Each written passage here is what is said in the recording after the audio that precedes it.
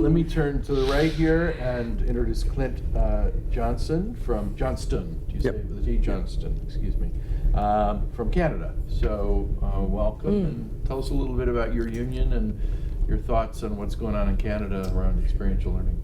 Thank you. Yeah, so I'm Clint Johnston. I'm currently what we call the president designate for the Canadian Teachers Federation. That means I'll be president next year, and I'm part of the executive now. CTF is, we're a bit unique. We've found at EI, I love coming here because our education is provincial and territorial in Canada. So we have 13 different ministries of education, one in each province and territory. And the CTF itself is a federation of the unions that represent the teachers and education workers in those provinces. So we're quite a wide variety of who we are and what we do. And therefore, a lot of my answers are going to be, well, it could be this or it could be that at two ends of the spectrum, which is, it does make it interesting because I resonates, a ton of what's been said resonates with me. We have jurisdictions. I'm from British Columbia. I'm the president of the union there. And so we as well have moved to new curriculum that took a lot of the very specific content out. But I also know there's some provinces in the kind of the center of our country who are moving what I would call much more back to the right, back to this, what they would call a back to basics learning, where it's much more prescripted basic education. So there's that. In terms of experiential learning, again, very different across the country, and we have, it's even hard to wrap your head around because what it's called in each jurisdiction is, we have problem-based learning, we have community partnerships, we have land-based learning, we have WEX, work experience programs. So even the conversation and trying to pin down when certain people are talking about experiential learning is somewhat difficult, but we have similar concepts to what I've heard from both of you happening. We, as well as the curriculum, by the way, this is an interesting, in British Columbia at least, and one other province in our country, have also gotten rid of grades, letter grades, up to grade 10 is when they start now. So up to grade 9, there are no letter grades. And the parents had some thoughts about that. And there's another place where we've found that there's a friction, which is moving from the K-12 system to the post-secondary system. When you change what the K-12 system is doing and you don't have that same mark system, we've found some friction at the post-secondary end with how they intake students then. So it was interesting listening to that conversation. In terms of experiential learning, it is on the rise. The commonality across the country, I think, is a lot of what experiential learning is happening is linked to what we would call Indigenous ways of learning and knowing. We in Canada are going through a real phase of reconciliation with the Indigenous inhabitants, and part of that is understanding that there are different ways which are reflected in our conversation here of learning. So that's a big push. So lots of jurisdictions are moving towards recognizing what we call land-based learning, learning outside, and it looks different in each jurisdiction, but I think the other thing that's very common is almost all the jurisdictions would have some sort of, again, what I would call a work experience program, which is in the upper high school grades. Students begin to have the opportunity to kind of combine traditional K-12 subject curriculum with work experience towards whatever it is, whatever career they're choosing to pursue. That said, almost all of those, and this links into concerns when we get to talking about them, they almost always link into what industry has pointed out as necessary worker requirements, right? So it's are there multitude of paths where students are choosing a passion like we've talked about and getting that experience, or is there simply more pathways being made for what industry needs at the end of the day? So in Canada, yeah, as I said, it's a very mixed bag. We also have we have a vast difference between our metro and what we call our rural, or metropolitan and what we call our rural.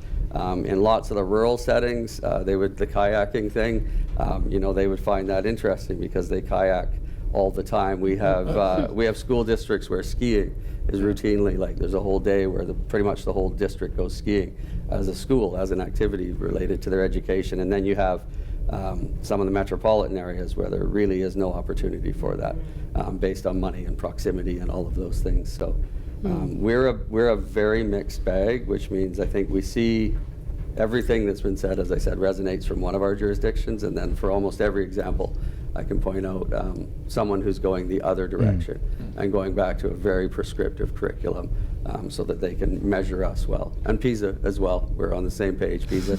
So we are us as members and teachers and educators in the union.